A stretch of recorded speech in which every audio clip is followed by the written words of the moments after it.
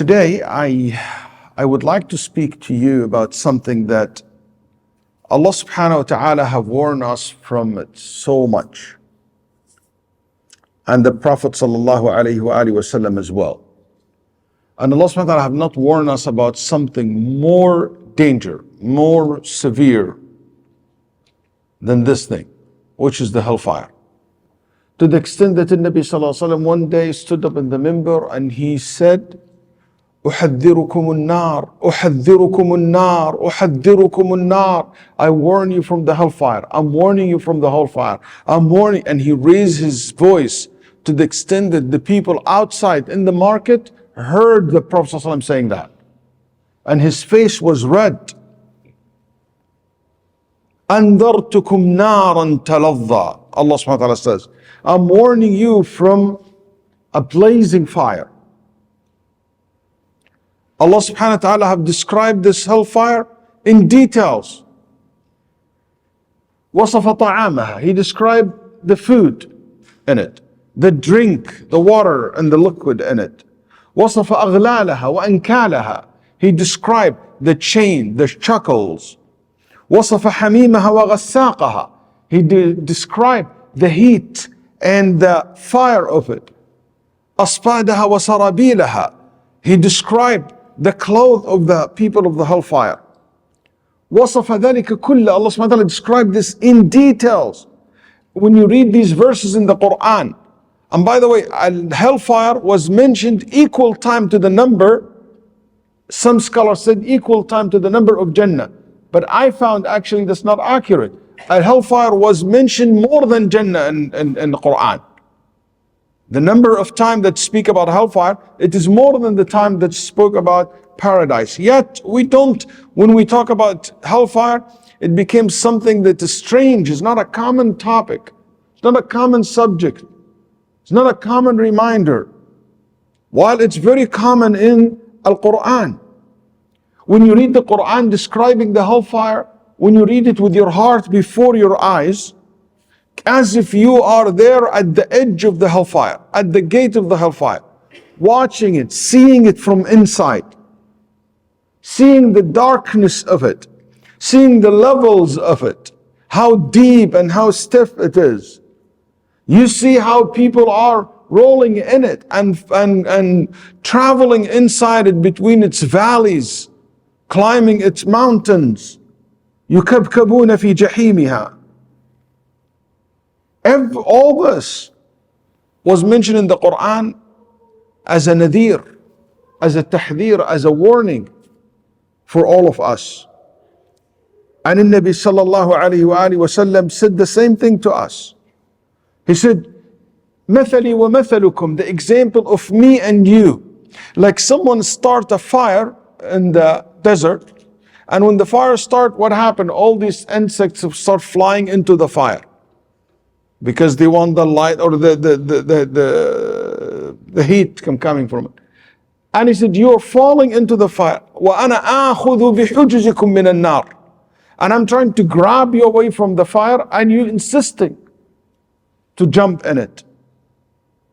And the Nabi sallallahu alayhi wa sallam was saying that. He said, أُحَذِّرُكُمُ النَّارِ. I'm warning you from the hellfire. يقول الراوي حتى سقطت قطيفة على كتفه. He had something on his shoulder, it fell down because how excited the Prophet ﷺ and how serious he was talking sallallahu alaihi wasallam. This subject became so weak, the sound of it so weak, so soft in the hearts and the mind of the Muslims today, unfortunately. And it is important to keep reminding yourself of it and to read the Quran and to contemplate on it. If Abu Bakr and Umar and Uthman radiallahu anhu ardahum, and the Nabi sallallahu alaihi wasallam before that will read the verses about the hellfire and he will say, Ya Rabb, protect me from it. Ya Rabb, save me from it. And they will be scared and afraid when you're reading it, while they're reading these verses. What about me and you? What about us? How these verses will impact us, will move our hearts. When you read these verses and these description of it, Don't just discount yourself and account it as if you exclusively for others. And you know what? You are excluded from it. Think about a fire that Allah, Nabi Sallallahu Alaihi Wasallam, it was reported that he said, for 1,000 years it was heated until it became red. Then another 1,000 years it was heated until it became, كان حمراء احمرت ثم ابيضت. Another 1,000 until it became white. Then another 1,000 it became absolutely pitch black. فهي سوداء مظلمة, completely dark, completely black. No light in it. And Nabi Sallallahu Alaihi Wasallam said a rock was thrown in it. It took that rock 70 years of falling to reach the bottom of it. And I'm not tonight here to describe the hellfire for you. I'm not here to talk about this. But as I'm going to talk about the eternity of the hellfire, I just want you to know that 1 second in the hellfire is enough. 1 second. يقول النبي صلى الله عليه وسلم, the most luxurious person in this world, the most powerful, the one who lived all kind of luxury. You can name it, name that person. Somebody never had a hard day, bad day in his life or her life. Will be brought in the day of judgment. That person belonged to the hellfire, not Muslim, not a believer. And he will be dipped, one dip in the hellfire, and will be pulled out. And it will be said, have you seen any good? فيقول وعزتك ما رأيت خيرا قط. Wallahi, I did not see any good. I just make this easy for you to understand what this hadith means. I went to Hawaii. I went to Kauai in Hawaii. Beautiful, the wettest island in the face of the earth. That's where they shot Jurassic Park movie. It's an amazing, when you go there, you even ask yourself where I'm going to be landing in this island. It's the whole entire trees, beautiful from outside, from on the airplane. Can you imagine how beautiful this place is? While you're enjoying yourself, the waterfalls, the beautiful beaches, the mashallah, the fresh fruits, you name it. Beautiful caves, beautiful community, beautiful homes or hotels. Then in your way back, and you are in this small airplanes flying back to one of the main islands to fly to wherever you're coming from, the whole entire airplane starts shaking. In the middle of nowhere in the ocean. So hard that, you felt like the airplane, like a paper airplane. Shaking so hard. 25 passengers in that airplane. He said, that's it. One of these, we're going to be cast away or something. At that moment, you tell me, how was your trip? I said, ziftu lillah alhamd, He said, what trip? I don't want to even hear anything about trip. It's a terrible idea to come here. That's right. You will just forget everything when you know there's going to be crash. That's what I mean when the one dip in hellfire. He said, Ya Rabb, I didn't see any good ever in my life. That's how it is. So not because we talk about eternity of it, somebody said, oh, that's good news. No, that's not something you don't want to even come closer to it. Hellfire is so big, it's so huge.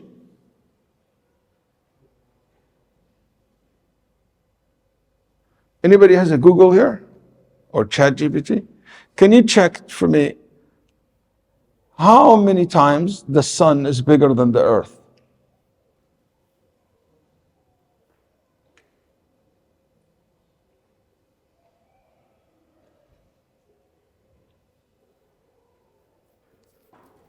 Right. Yeah.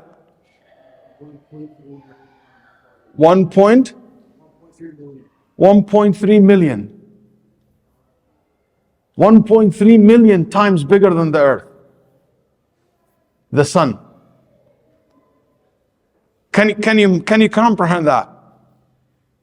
1.3 million. يقول النبي صلى الله عليه وسلم, the sun and the moon, they will be taken and thrown in the hellfire. Completely observe in the hellfire. They are nothing comparing to the size of the hellfire. Just imagine the size of that hellfire.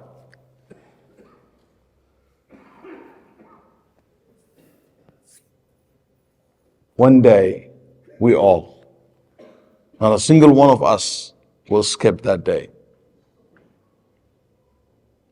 يقول الله تعالى وإن منكم إلا واردها كان على ربك حتما مقضيا. Each and every one of us will approach the hellfire. Each and every one of us will cross over the hellfire. Can you imagine the length of that bridge? We're all gonna walk above the hellfire. How long that will take us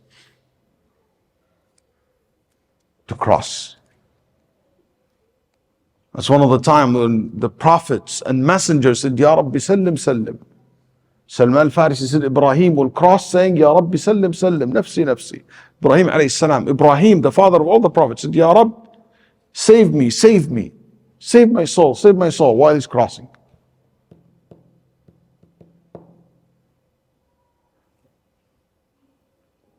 We know that hellfires exist. We know that it is something that Allah subhanahu wa ta'ala prepared already. And the Nabi sallallahu alayhi wa sallam saw the hellfire. And he have seen it. And Jibreel alayhi salam saw it. And he said, Ya Rabb, anyone will hear of this, will never enter it. So he saw it, and it's already created and existed. There is a question was raised by some Muslim theologian, and I'm bringing it up because a lot of non-Muslim asked this question, a lot of Muslim too. They said, is it true that hellfire is eternal? Will be forever? Or in another word, if you can tell the difference between the two sentences, is it true that the punishment in hellfire will remain forever? Okay? Is it the punishment in the hellfire will remain forever? Some people use the much looser term by saying, is the hellfire eternal? So this issue, is it an issue of consensus like paradise? No. In paradise, there is a consensus among all Muslim Sunni scholars that paradise is eternal. If you enter paradise, it is eternal, has no end for it. There is no difference of opinions about it. But when it comes to the eternity of the hellfire, actually you will find a dispute among the Muslim scholars about the eternity of the hellfire. And that dispute among the Muslim scholars started in a very early time, that we found statements from some of the companions stated that the hellfire is not eternal, or the punishment in hellfire is not eternal. And in the top of that list will be someone like Umar ibn al-Khattab radiallahu anhu arda, Abdullah ibn Abbas, Abdullah ibn Amr ibn al-As, Abu Hurairah, and Abdullah ibn Mas'ud radiallahu anhu. So you have this great names of companions, and it's been reported that they took the opinion and position that the punishment in the hellfire will not remain forever, will not be eternal. There is one day will come and it will end. But let me make this clear. None have said that the people of hellfire will end up in paradise. Nobody said that the people of hellfire, the non-believers, who will end up paradise. No, they said it will stop and no more punishment. No, they will be ceased to exist, basically. That's it. But no one ever said, because there is one condition, if you don't have, you would never step a foot inside Jannah. حَرَّمَهُمَا عَلَى الْكَافِرِينَ. If you're a kafir, you disbelieved in Allah, and you're a disbeliever, you would never ever enter Jannah, you would never taste the reward of Jannah. That's rule. So they said, for the disbeliever, at those disposition, said, yes, at one point it will come to an end, the punishment and the suffering in hellfire. And you will find that this position was also adopted by some scholars, mainly later scholars that we can name, and among them Al-Imam Ibn al-Qayyim rahimahullah ta'ala, and also was attributed to Ibn Taymiyyah rahimahullah, and Al-Imam al-Shawkani also supported this, you know. But as you see, we can count the people through history among the scholars who took that position. And before I move forward, I just want to put out there for those who are interested, as for Shaykh al-Islam Ibn Taymiyyah rahimahullah, there is, if you look carefully and study carefully what he wrote about this topic, you will come to the following conclusion. He has a statement where it's and been attributed to him, not from him, but attributed to him, and some of his statements, some of the things that like he wrote a letter, like a paper about this as well, that it seems to be he leans towards the opinion of that hellfire is not eternal. He has so many clear statements stating that the hellfire is eternal and the punishment of the hellfire is eternal. Very clear statement. And a statement that implies that as well. Like for example, he always comments on Ibn Hazm rahimahullah when he disagreed with him in his book Maratib al-Ijma'. Ibn Hazm, he wrote a book about what are the things that Muslims have consensus upon. And one of the things that he mentioned that Muslims are consensus, there is a consensus among the Muslims that hellfire and paradise are eternal. And Ibn Taymiyyah did not object to that, approve that. But also many times he make a statement to say that hellfire is eternal, especially when he refuted Al-Jahm ibn Safwan and others. Anyway, there is also another position you can see clearly from Ibn Taymiyyah rahimahullah. Sometimes he will mention both and he will not have a position. Or in other words, sometimes he might mention the opinion of it is not eternal, but he doesn't clearly state it that he is in favor of that position. So for me to say that Ibn Taymiyyah rahimahullah adopt this position, if you look at his work, his own work, it's hard to come to this conclusion this way. The only reason I think there is a good argument for saying that Ibn Taymiyyah took that position, because his best students, Ibn al-Qayyim, who clearly took that position, who strongly defend that position, have attributed that position to Ibn Taymiyyah rahimahullah. But what I think it makes more sense to me, which some researchers also come to this conclusion, it looks like Ibn Taymiyyah leans towards that opinion, but not necessarily adopting that opinion 100%. Or leans toward it sometimes in a sense that they try to defend that opinion and say the scholar who took that position, they have a point. Sometimes I might defend an opinion or just to show you that those people have an argument. I give you an example. Ibn al-Qayyim rahimahullah, there is a debate among the scholars. Is the copy of the Torah and the copy of the Bible that we have, is it completely changed or not? Is it the same one Musa received or it is completely changed?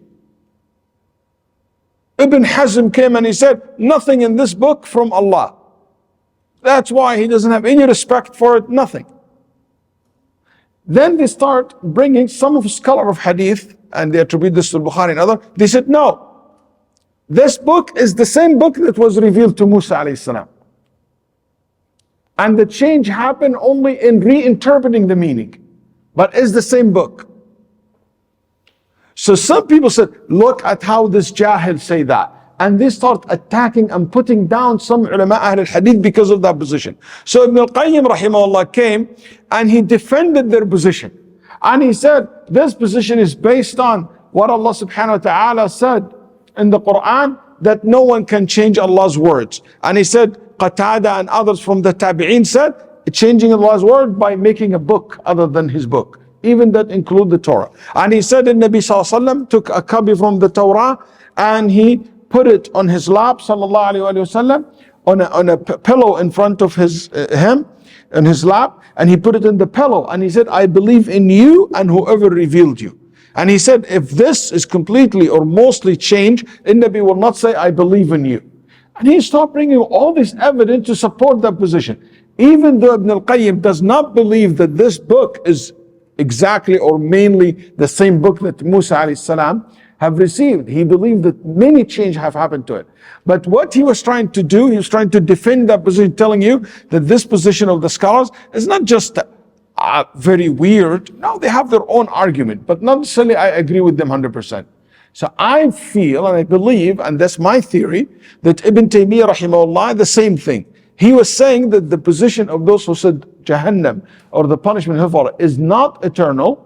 They have a strong argument. So sometimes he will show this case, not because he necessarily adopted 100%, but he recognized that this is a strong opinion. And Allah subhanahu wa ta'ala knows best. It doesn't matter, but I just want to put this out because some people, especially Subki and others, attack Ibn Taymiyyah severely because of his position about this. And we will see now what is that position based on. No doubt, the overwhelming scholars, Sunni and theologian scholars, took the position that hellfire punishment is eternal for the disbelievers. Maybe I need to step back just to make sure that we are all on the same page. The people who enter hellfire are two types of people. Believers who are there for a temporary period of time to be purified from their sins. Okay? And they will be taken out. But they are believers. They never commit shirk, they never worship other than Allah. They never deny Allah. And there is another type, which is the disbelievers. The people who associate other than Allah in worshiping and believing, okay? Who deny Allah subhanahu wa ta'ala, rejected Allah subhanahu wa ta'ala. This, the kuffar and the mushrikeen, they are eternal for the hellfire. So that's the whole, so we talk about the second category, okay? So here, the group who said hellfire is eternal, they said because we looked at the Quran and we found Al-Quran speak clearly, not in one way, but in different ways, that the punishment in hellfire is eternal. For instance, Allah subhanahu wa ta'ala said, لا يفتر عنهم وهم فيه مبلسون. That the torment or the torment of the hellfire will not be lightened for them. And they will be plunged into destruction with deep regrets and in the deep despair therein. Also, Allah subhanahu wa ta'ala said that the people of hellfire, so they will be basically لا يفتر عنهم, to be enlightened. Also, Allah subhanahu wa ta'ala said, وَمَا هُمْ مِنْهَا بِمُخْرَجِينَ. They will never exit the hellfire. So that means they will never exit, it's eternal. Also they said, Allah subhanahu wa ta'ala said in the Quran, فَذُوقُوا فَلَن نَزِيدَكُمْ إِلَّا عَذَابًا. You shall taste the result of your evil actions. No increase shall we give you except in torment, in punishment. So the punishment will keep increasing and increasing. So if it's not eternal, that means this verse is not correct, because at one point it's not going to be increased. Allah subhanahu wa ta'ala also said, وَالَّذِينَ كَفَرُوا, those who disbelieve, لَهُمْ نَارُ جَهَنَّمْ. But those who disbelieve, for them will be fire of hell.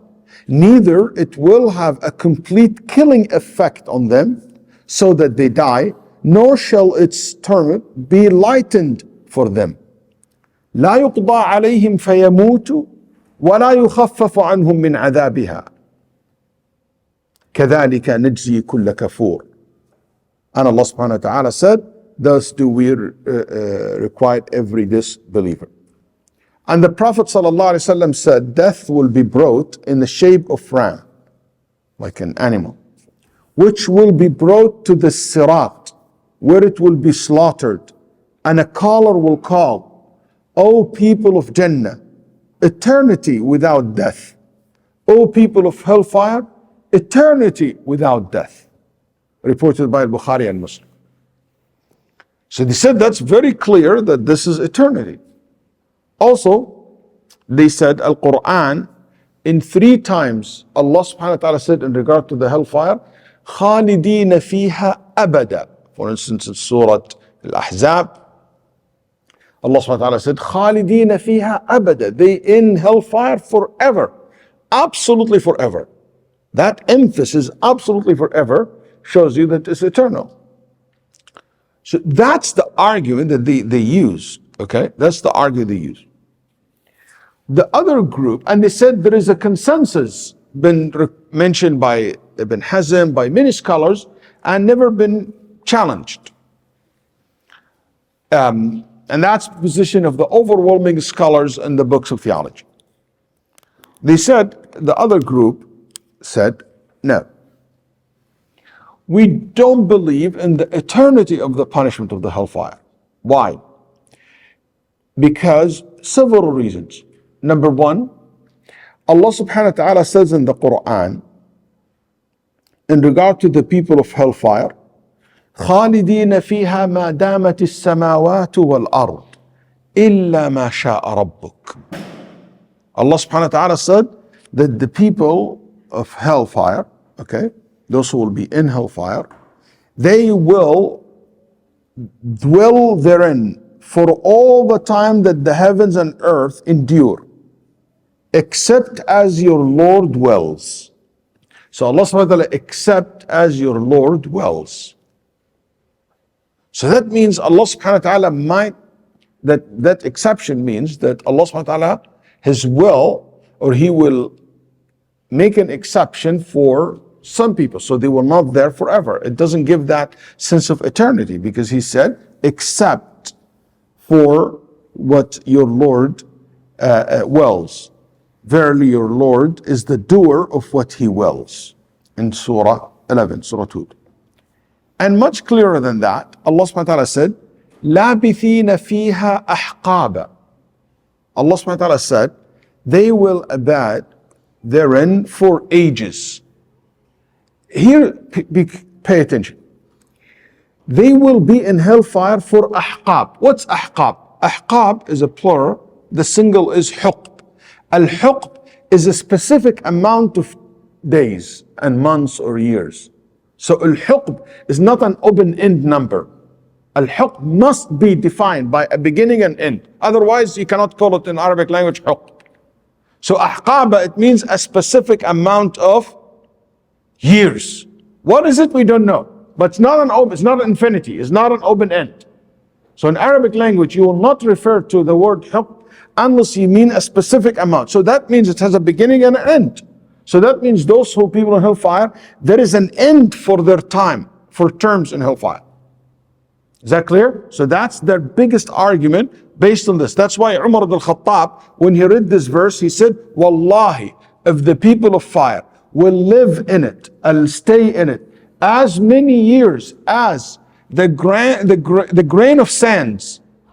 Can you imagine a grain of sands in a big, huge container? How many millions of them? He said, if they stay that many years, there is one day will come to an end. And also, they use a narration from Abdullah ibn Mas'ud. He said that in Sunan Abi Dawud, that he said, and it was reported that even from the Prophet ﷺ, but it's a statement from Mas'ud, and he said Mas'ud will not say that from his own. He said there is one day Allah subhanahu wa ta'ala will bring the fire to an end, and it will be a grass after that. But it will be ended. Khalas, the people in the fire itself as a punishment will come to an end. Also, they said, Nabi sallallahu alayhi wa sallam told us that Allah said, غَلَبَتْ رَحْمَتِي غَضَبِي. غَلَبَتْ إيش؟ رَحْمَتِي غَضَبِي. Allah said, my mercy will take over my anger. So eventually Allah's mercy must take over the anger. So if those people stay forever, that means His anger take over His mercy, and that's impossible. You following the argument? They said, since Allah said that my mercy will take over, so eventually Allah's mercy will reach those people as well, and it will bring that suffering to an end. There is an argument, a logical argument, not very common among the Sunni. They said, since those people did not disobey Allah forever, justice required that they will not be punished forever. That's the weakest argument. Are you guys following? Okay, good. Today is more of a academic kind of study. Show you how the theologians debate issues.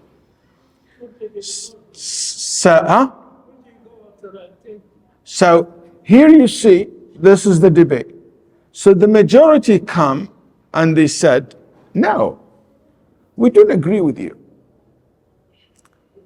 Ahqaba, and the exception that made in the verse, except Allah's will, is related to the believers who will be in hellfire because of their sins. They will stay in it for a period of time, that will be leaving. So the one that it will end, the punishment that will come to an end is regarding to the believers who end up in hellfire, but not talking about the disbelievers. And that's how we combine between the evidence. Why? Because all this evidence we told you guys, clear stating that this is eternal. And as for justice, no, that's justice. Because Allah subhanahu wa ta'ala told us when He spoke about the hellfire and the people of hellfire, He said, وَبَدَى لَهُمْ, they have seen from Allah what they never expect. And Allah said in the end of the verse, وَلَوْ رُدُّوا لَعَادُوا لِمَا نُهُوا عَنْهُ. And if Allah give them the chance, those people of hellfire, the disbeliever, if Allah give them the chance to come back to dunya, to this life, they will come back to disobey Allah. And because of that, it's justice. Because Allah knows that if they go back, they will make kufr. That's why He punished them. Are you following, guys? Okay. So they said that's number one. Number two, you guys saying that Allah's mercy take over His anger, it did. That's why Allah allowed them to live this life. If those disbelievers, Allah's mercy was not there, they would not live a single moment. Allah subhanahu wa ta'ala would have destroyed them long time ago. Allah give them the dunya, give them the money, give them the wealth, give them the breathing, the air, the whole universe, Allah give it to them. Waited, giving them chance after another. So Allah's mercy have already taken over. And now the time for the punishment. But obviously, see, this argument is not very strong because we're not talking about the past, we talk about the future. Eventually, the mercy will take over. Anyway, طيب, what's the minority said? Ya Sheikh, these are very clear evidence from the Quran. How we reconciliate? They said, we believe in every verse the majority of the scholars have used. We believe that the punishment of the hellfire will never be enlightened, will be always increased. They will never die. They will not exit. It will never have a break. يأتيه الموت من كل مكان وما هو, death comes from every direction, but they will never die.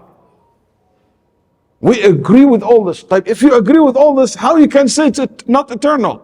They said, listen carefully, see how smart the scholars are. They said, we say they will not die as long as it exists. They will not exit as long as it exists.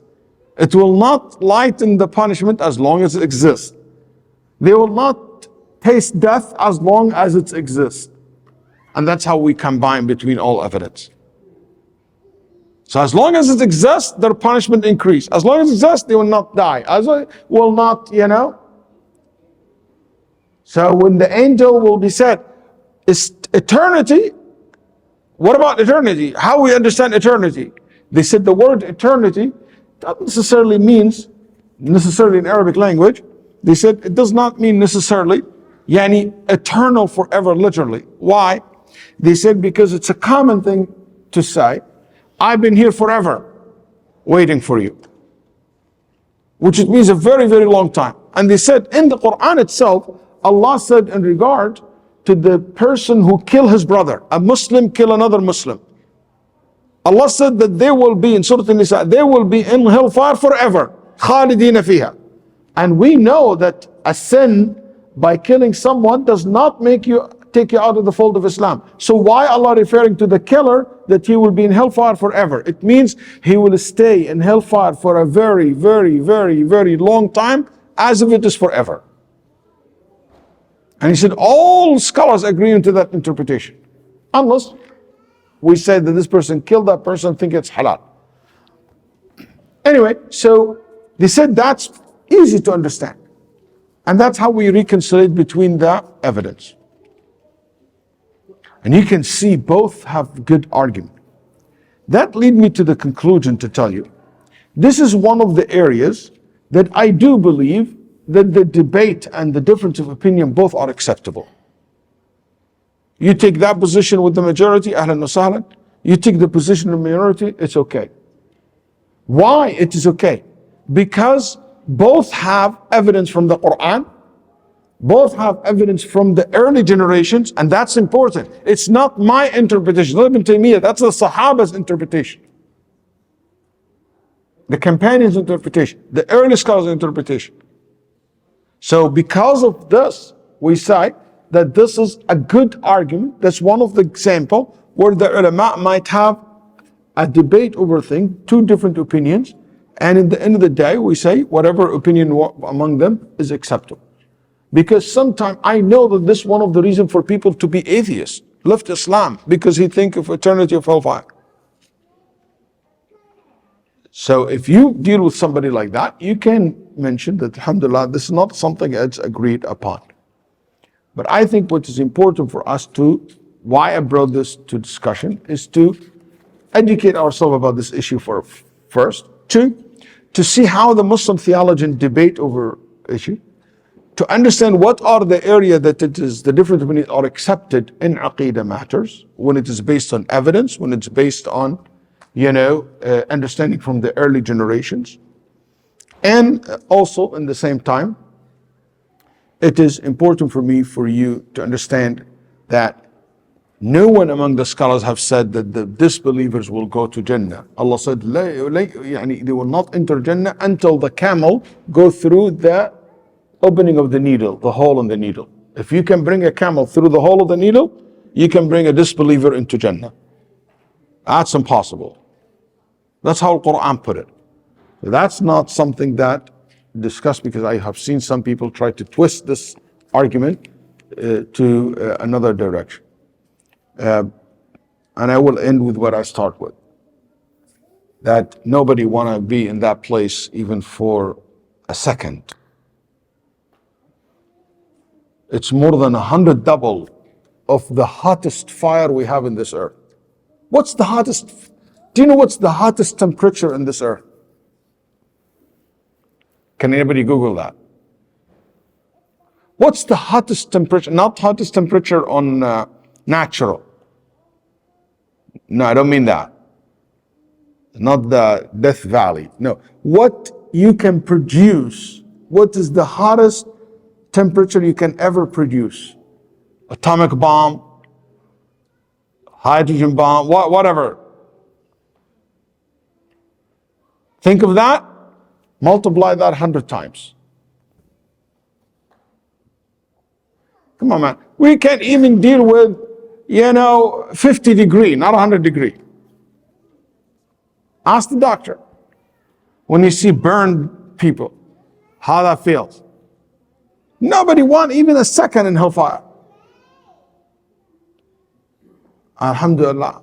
Nabi sallallahu alayhi wa sallam said, ittaqun nar walau bishiqqi tamra. You can protect yourself from hellfire, shield yourself from hellfire with half a date that you donate for the sake of Allah. You can protect yourself from the hellfire fasting one day for sabilillah. You can protect yourself from hellfire by praying 2 rak'ah in the night, by consistency in daily prayer. What's the hottest temperature? Anybody figure it out? It's 5.5 trillion degrees. 5.5 trillion degree Celsius. How do you produce that? With the lab. In the lab. Yeah. I read that. I have that in my notes when I teach about the hellfire. But do you remember what kind of lab? Do you know? 5.5 trillion. 5.5 trillion Celsius degree. Whew. Ya Rab, protect us. No one asked Allah subhanahu wa ta'ala 3 times to protect him from the hellfire, unless the hellfire said, Ya Rab, protect him from me. We ask Allah subhanahu wa ta'ala to protect from the hellfire. Ya Rab, protect us from the hellfire. Ya Rab, protect us from the hellfire. Ya Rab, protect us from the hellfire. Us and our children, our parents, our spouses, our loved one. Allahumma ameen. Sallallahu sallam ala nabiyyina Muhammad wa ala alihi wa sahbihi. Thank you very much for having me tonight with you guys.